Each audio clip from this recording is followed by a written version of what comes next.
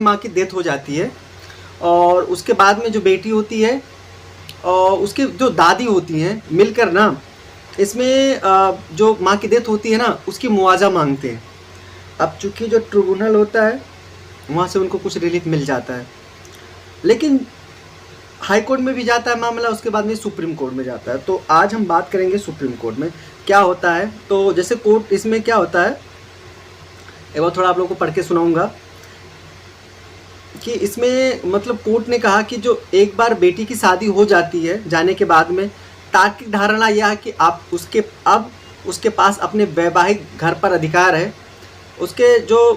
पिता होते हैं या मतलब जो उसके पति होते हैं या उनके जो घर परिवार होते हैं आर्थिक रूप से उनके उम्र समर्थन किया जाता है, लेकिन ये साबित होना चाहिए। और कहने का मतलब वो अपने पति के जो घर वाले हैं ना उनकी जो प्रॉपर्टी वहाँ पे उसको जो अधिकार होता है अपना कि अपने माँ बाप के।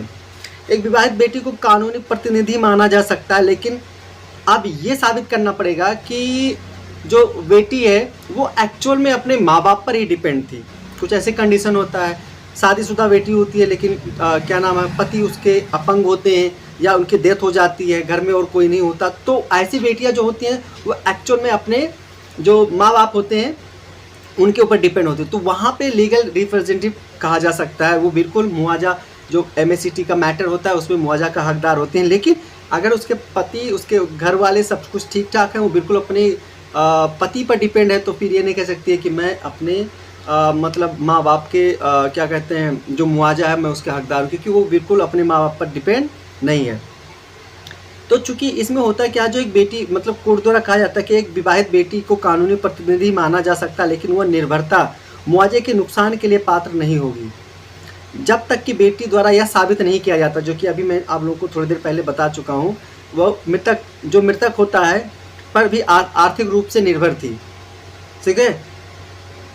कि वह मृतक के आश्रित के रूप में थी, उसके ऊपर निर्भर थी।